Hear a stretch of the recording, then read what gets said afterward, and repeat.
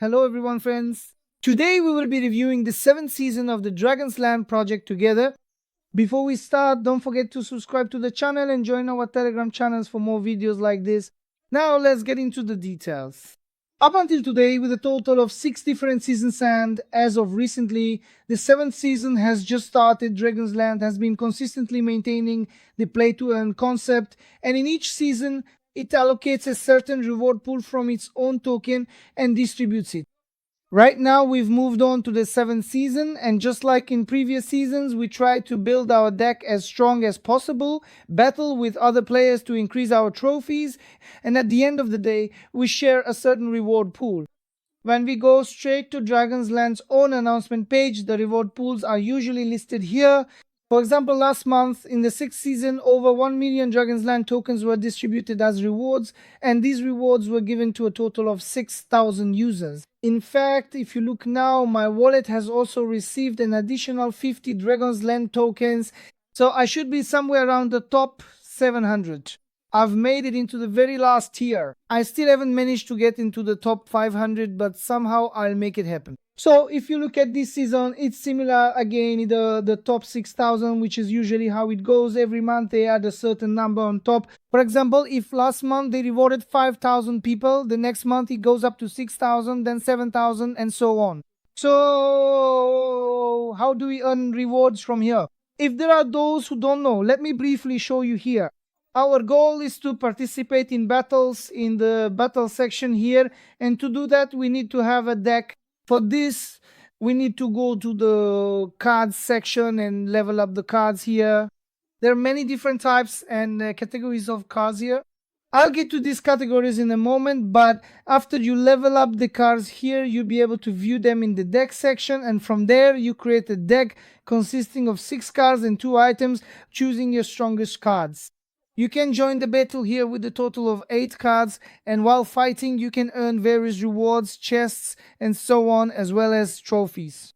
And with the trophies you earn, you enter the rankings here. And as I mentioned, the goal is, for example, in the past season, to make it into the top 6,000.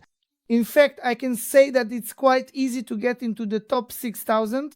You should try to push for the top 500 as much as possible to grab the best rewards.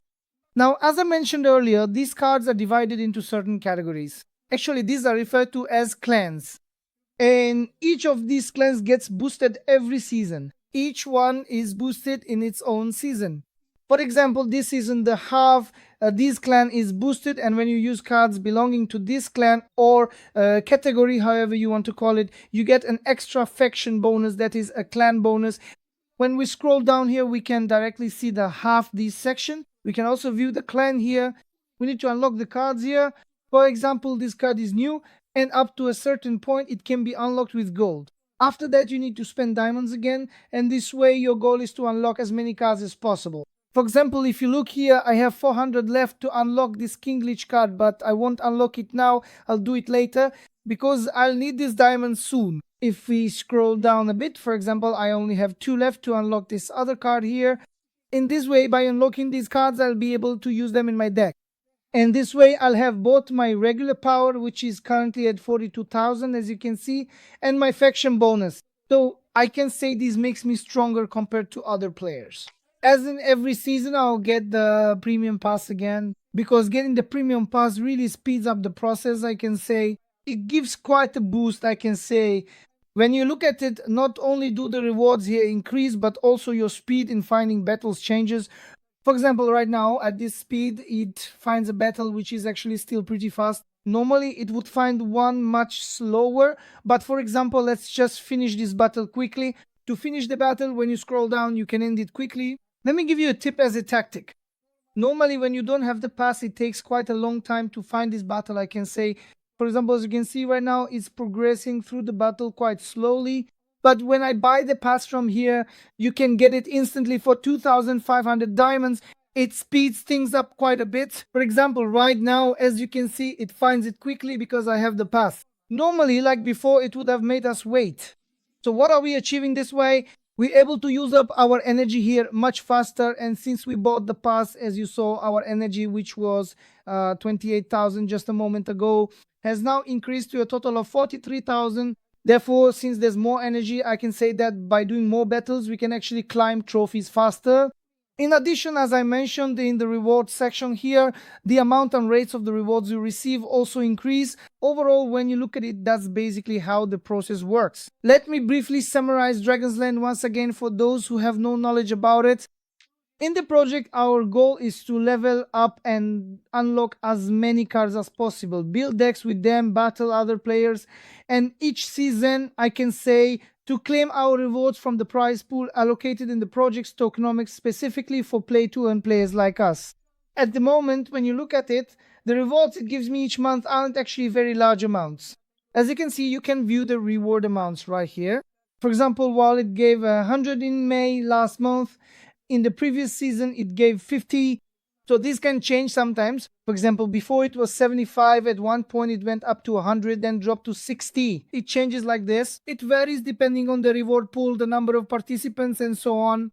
From my perspective, the tokens here are basically accumulating little by little, like the saying, many drops make a lake. Because, playing the game isn't really that hard. When you just go in here and, do your thing, what's it called?